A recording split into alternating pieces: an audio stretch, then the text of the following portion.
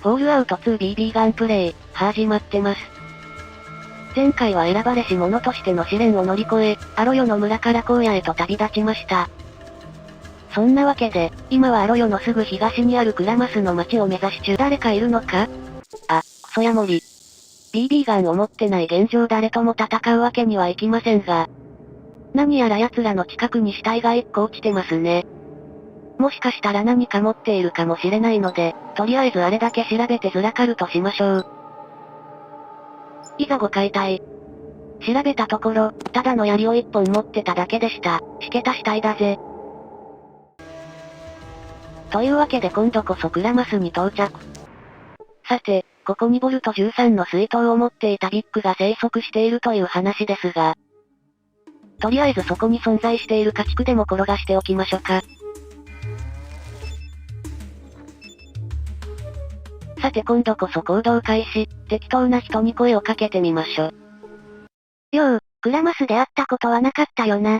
俺は町の案内役、アルドっていうの。新参者に挨拶して、この小さな田舎町の質問に答えるのが俺の役目よ。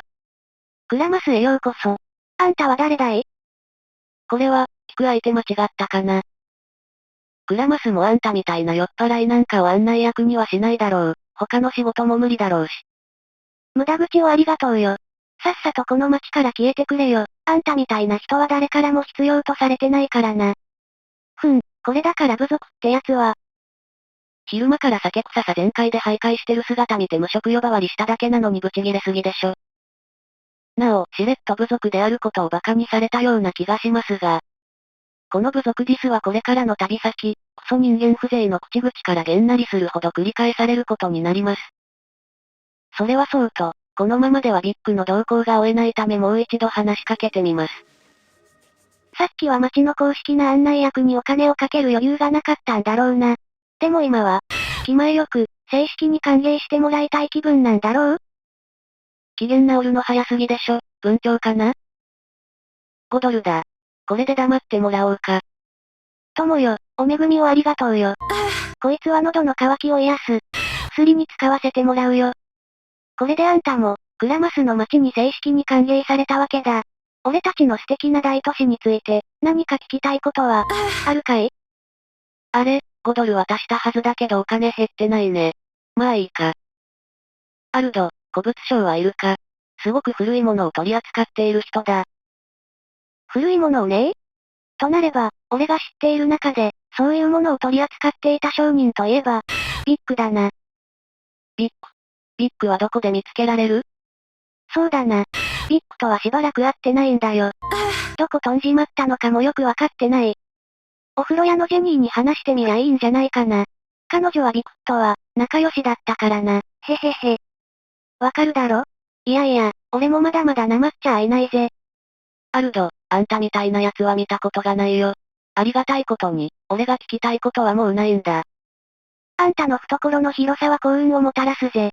また会える時を待っているよ。ってことで、商人のビッグはお風呂屋さんのレディーと親しい関係にあったようです。では早速そのお風呂屋さんとやらへごう。お湯に浸かった後は、フルーツ牛乳飲みたいね。なおお風呂屋さんことバスハウスの店内景色は、こんな感じになっています。お風呂屋さんと言ってた割に室内には浴槽がなく、代わりになぜかベッドが置いてありますが、なんででしょうね。じゃあお邪魔しまして。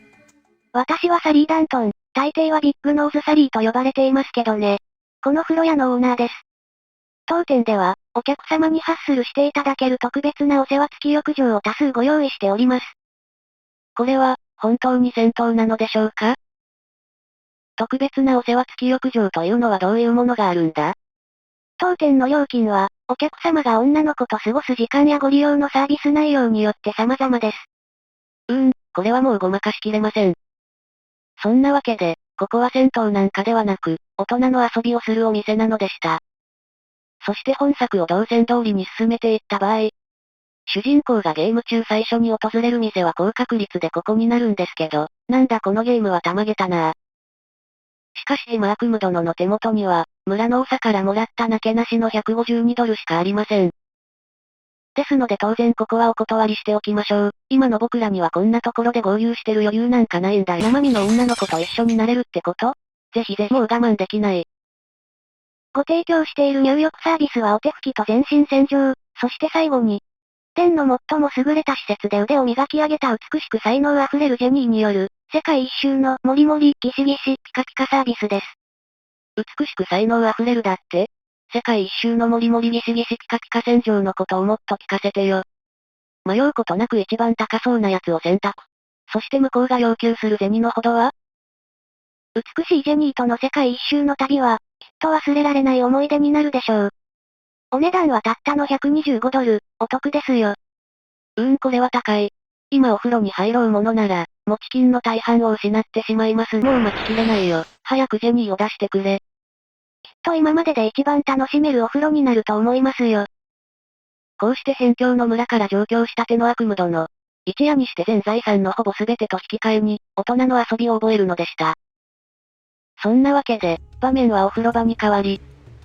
へえ、あなた、随分と早かったのね。哀れ悪夢殿、大枚をはたいて意味深なサービスを受けるも、エンデュランスの低さが災いしてすぐに終わってしまったようです。ちなみに遊びのうまさは主人公のパラメータに影響され、カリスマや素早さのほか、筋力や持久力、それから一部スキルと経験回数が関係してくるようです。フォールアウトってこういうゲームなの？まあとにかく、こうしてジェニーをご指名したのは単に遊びのためだけではありません。彼女は現在僕らが探しているビッグと仲良しだったみたいなので、ちょっとその辺の話を伺ってみるとしましょう。あなたはこの辺の人たちとは違うみたいね。ここで起こっていることについて聞かせてほしい。何が知りたいの？トレーダーを探している。古いものを、例えば異物を取り扱っているトレーダーを知らないか？トレーダーに興味があるのね。私のところに来ていた人が一人いたわよ。ビッグっていう名前なんだけど。彼はいつもお金をたくさん持っていたわ。少なくとも働いている時はそうだった。彼は本当に古いもの、技術的なものを専門に取り扱っていたわ。ビッグのことを教えて。ビッグは本当に優しい人だった。何週間も出かけては、昔のものを持ち帰ってきて。でもこの辺りではそういうものは需要がないから、店まで売りに行かなければならなかったみたい。ビッグは今どこに？正確には分かってないの。うちのすぐ東の道沿いに彼の家があるけど、部族と取引してるかもしれないし、あるいは店にいるのかも。無事だといいんだけど。彼、私にとって常連客以上の存在になりかけてたのよ。本人は不在のようなので、この店の東にあるというビッグの家には後で空き巣に行ってみましょう。そしてビッグは、店という町に行ったかもしれないとのことですが。店にはどうやって行くんだ？店ならここから南東にあるわ、悪党の巣窟よ。はっきりとは覚えてないけど、1週間ほどかかるかしら？とにかく刺激的な場所だったわ。危ないけど、刺激的。ちょっとだけあそこを離れて寂しく思うこともある。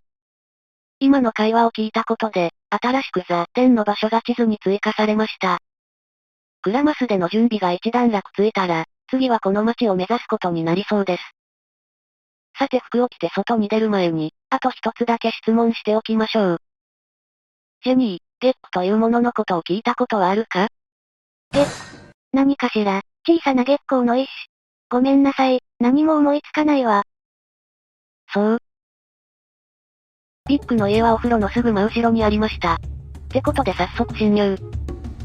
汚れた家の中を漁った結果、あまり価値のない飲み物が数本見つかったほか、部屋の奥からは謎の壊れたラジオを発見。それから貴重なステムパックと、シリーズ初登場となるパイプライフルが落ちていました。パイプライフルですが、性能的には 10mm ピストルの完全介護感。10mm ピストルと比べると重くて射程も短く、何より一発ずつしか弾を込められないので、あまり使い勝手は良くありません。しかしこんなのでも最初に入手できる銃ですから、別の銃を手に入れるまでは貴重な遠距離武器として役に立つことでしょう。とはいえ悪夢殿にとっては単なるジャンクですので、これはありがたく換金させていただくとしますか。さてお話的にはビッグを追って殿に向かうところですが、なぜか手持ちのお金が底を尽きてしまったので、このままでは旅どころではありません。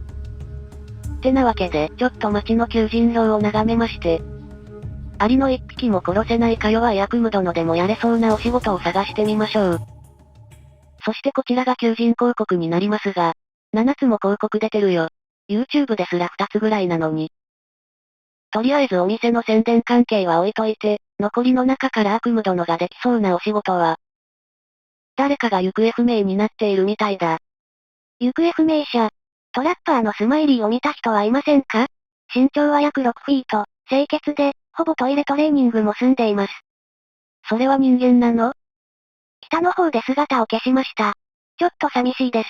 アージンバックナー。でこの依頼ですが、行方不明者を助けるまでの過程で戦闘が発生しそうなので、これは一旦保留。この絵をもうちょっと詳しく見てみるか。バラモンらしき下手な絵に大きな×が描かれ、その下には通るという文字が雑に添えられている。よくわかんないのでとりあえず無視。ネズミのことが書かれている。トラッパータウンにはネズミが多すぎる。さあ来いよ、食べ放題だぞ。スリム。お肉食べ放題は魅力的だけど多分ネズミと戦闘することになるので受けられません残念。そして最後の依頼ですが、これはいいね。酒に関するものだ。酒。目を引くだろう？足がダメになっちまって、燃料補給の手伝いが必要だ。迅速に動けて信頼できる人求む。バックナーさんの宿にいる、ウィスキーボブに会ってくれ。この依頼なら安全。かどうかはわからないけど、他の仕事よりは悪夢殿にもできそうな予感。ってことで掲示板のすぐ横にある店で飲んでいるウィスキーボブさんを突撃。で、仕事の話を持ちかけようとしたら、その前に一杯おごらされました。そして本題ですが、街の南エリアに小屋があるのでそこに入り、蒸留機に薪を入れるだけでいいみたいです。簡単そうだね。報酬は50ドル。おごらされた分も含めると儲けはたったの45ドルですが、まあ危険がないなら楽勝でしょう。ではすぐに現場へ向かいます。翌日までにやらないとクエスト失敗になりますよ。でもその前にちょっと空き家から物色。本棚にスキル本の銃と弾丸が落ちてました。悪夢殿のスモールガンスキルは後々重要になってくるので、スキル本を見かけたら積極的に読んでいきましょう。そんなわけで街の南エリアですが。ちょっと待って、クソヤモリいるじゃん。小屋は左下の方にあるようですが、見つかったら面倒なのでバレないように進んでいきましょう。思いっきり走ってたら即バレた。しかし小屋に避難さえすればこっちのものよ。まだ一匹にしか気づかれてない今のうちに急いで逃げ込めー。とりあえず小屋にイン。で薪はどこかな？おっあんじゃん。今、床が黄色に光ったのは、前作から改善された要素の一つ。シフトキーを押している間は、床に落ちているものがハイライトされるようになりました。便利だね。そうそう、改善要素といえば、その他にも色々とあり、複数のアイテムを一気に拾うボタンが追加されたりとか、あとはインベントリの移動がマウスホイールでできるようになっていたりなど、結構快適になっていたりします。本作。そんなことを言っている間に無事薪をゲット。そしてこいつを蒸留機にぶち込めば、任務は完了です。ってことで任務完了、簡単なお仕事だったね。じゃ帰りましょ。さてメイン通りに戻ってきましたが、おっぱんちゃんじゃん。とその辺を歩いていた犬に向かって、試しに声をかけてみたのですが、なんだこりゃ、知性のかけらもない選択肢しか選べない。そして選んだら襲いかかってきた、この野良犬危なすぎでしょ。とりあえず一旦別エリアに避難します。エリアチェンジして戻ってきたら機嫌直ってました。今話しかけても敵対されるだけみたいなのでしばらくこの子には触らないでおきましょ。ってことで依頼主であるウィスキーボブさんに達成報告をしてクエスト完了。ついでにお話ができそうだったので、ゲックについて何か知らないか質問してみたところ、なんとこの人、昔見た雑誌でゲックに関する情報を見たはずとのこと。この雑誌が手に入れば、もしかするとゲックが置いてある場所に関する情報がつかめた可能性もなくはなくありませんでしたが、残念ながらその雑誌は用を足す際に使ってしまったらしく、見せてもらうことはできませんでした。うんち。まだまだお金は欲しいので、別の仕事を探しましょう。こんにちは、私はアーディン・バックナー。この店の主人よ。ねえ、街の外でスマイリーって名前のトラッパーを見かけなかった？彼はもう長いこと帰ってきてないの。あんな馬鹿げた冒険に行かせるんじゃなかった。こちらは求人広告にも載っていた、トイレトレーニングがやや上手な大の大人を探していた人ですね。スマイリー？いや、そういう名前のトラッパーは見たことがない。その人について教えてくれないか。そうね、スマイリーと私は結構真剣に付き合っていたのよ。やっとここに落ち着いてもらって、お店を手伝ってもらえると思ってたのに、彼は最後の冒険に出かけなければ、と言い出したの。冒険？ええ、彼はそれを冒険って言っていた。ゴールデン月光がどこから来たのかが分かったようで、それを確かめたかったんですって。魔法の泉か、隠された洞窟、あるいはボルトのような場所じゃないかって。彼が何と言ったか、正確には覚えてないけど、本当に興奮して行きたがってたわ。でも行かせたのは間違いだった。彼、約束より2週間も遅れて帰ってきてないのよ。心配だわ。手伝わせてよ。彼を探してみよう。ああ、ありがとう。地図に場所を記してやる。彼が見つかりますように。大した人じゃないけど、本当に愛してるから。どうか私のために彼を見つけてちょうだい。やれたらやるってことで。場所は街の外らしく、戦闘も発生しそうなので今はちょっと厳しい味。そろそろ戦闘員が欲しいところです。ついでにこっちの女の話も聞いてみますか。質問？じゃあさっさと聞きなさいよ。あんたと話しても仕事は終わんないんだよ。エデンのその創造キットのことを聞いたことはあるか？エデンの園を創造するたった一つの方法は努力することだけよ。部族どもはそんなことすらわからないんだね。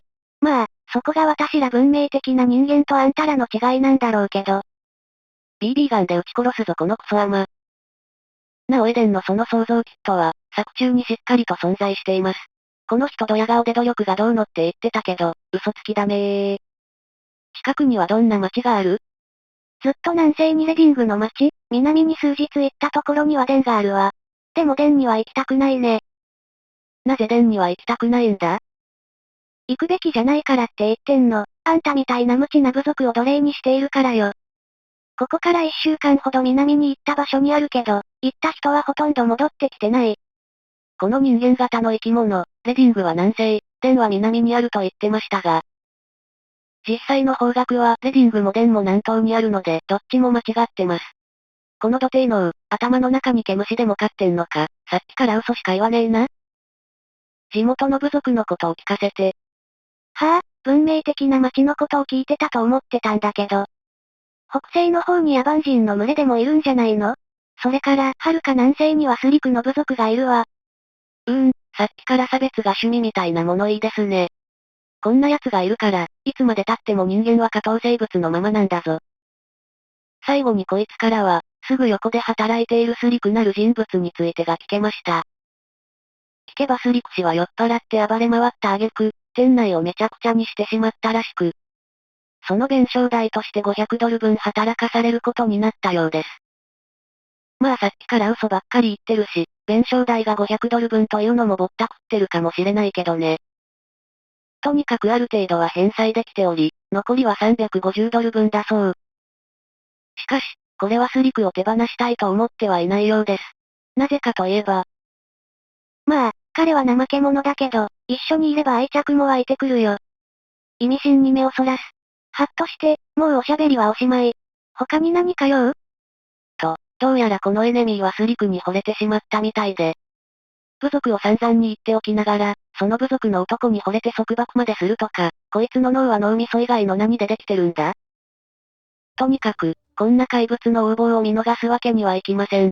一刻も早く350ドルを集めて、スリク氏を解放してあげましょう。まあ横暴だからというのは建前で。実際にはスリク氏を自由にするメリットが350ドル以上にあるから、そうしたいだけなんだけどね。ってことで、ドブスチビに束縛されているかわいそうなスリク氏がこちら。What can we and I do you for? なんとスリク氏はボイス付き。これは、重要人物の予感がします。我々って、誰のことだ？ The spirits with me, friend. They be all around. sometimes talk. 精霊とは？ Spirits be everywhere. Travel with we and I. Grampy Bone do most of the talking. グランピーボーン。誰のことだ？ Him strong spirit. Much honor carrying him.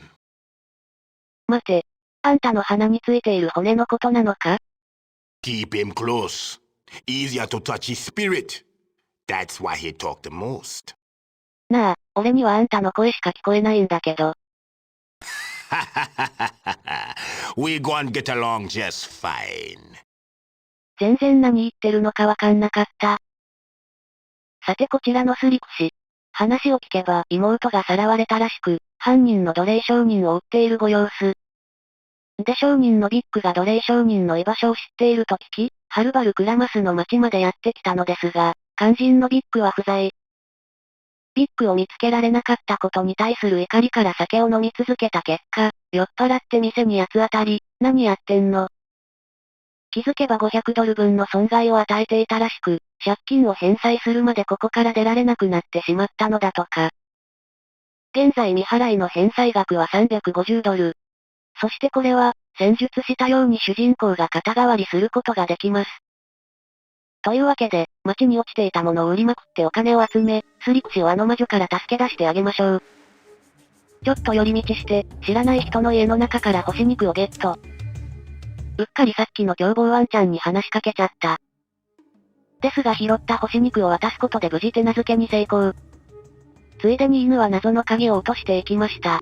選択肢もなく勝手に拾ってしまったけど、どこで使うものなんだろう？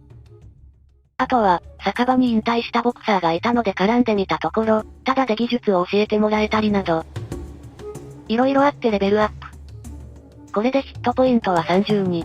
その辺の人でも50とかあるゲームなので、まだまだ虚弱です。はい、10日交換。現在255ドル。はい、ほぼ10日交換。これで手持ちは412ドル。必要な資金は貯まりました。ではついでに人の家の棚に落ちていた所有者なきお金を拾いつつ、貯まった350ドルを奴に突きつけるとしましょう。まあ、彼は怠け者だけど、一緒にいればだんだん誰かがスリクの損害賠償を肩代わりしてやるっていうのはどうだ？彼の借金を返したがっている人がいるなんて理解できないけど、350ドルあればできるわよ。でもそんなことすべきじゃないわ。どうせまたトラブルを起こすんだから。あんたみたいな偏見女のそばに彼を置くのは我慢ならない。俺が代わりに払おう。そう？いいわよ、払っても。部族って奴らは、仲間意識が強いのね。そうだな。賠償に必要なだけの金はある。あんたイカれてるわ。あのクソったれな、しく部族野郎を、しく追い出してくれるなんて、本当に嬉しいわ、しく。スリクももっと幸せになれるだろう。あんたから離れられたんだからな。ってことで我々の介入によりスリク氏は自由になり偏見魔女のハートは粉々ざまーだぜ。そして借金返済後はスリク氏との会話に選択肢が追加されます。We be here. We and I be glad to answer. で、追加された選択肢がこちら。一緒に来ないか？旅の途中であんたの妹を見つけられるかもしれない。We're there. Grampy Bone say we might find sis with you. そう願っているよ。とにかくあんたと、あんたのおじいちゃんの骨と旅ができるのはいいことだ。Not just Grampy Bone, all tribe spirits. Grampy Bone just wiser and stronger than the rest. Let's ease on down. そんな具合に、350ドルもの大金をわざわざ見ず知らずの男のために払ったのはこのため。借金を肩代わりすることで、スリク氏は本作で最初のコンパニオンとして選ばれし者に同行してくれるようになります。そして主人公が BB ガン縛りをしていく本プレイ的には、彼が仲間になったことで敵と戦う手段ができ、やっと戦闘関係のクエストにも手を出せるようになりました。ではその実力は次パートにてお披露目するとして、今回はここまで。次回から始まるであろう我々の快進撃に乞うご期待です。というわけで次回、スリクと悪夢シスに続きます。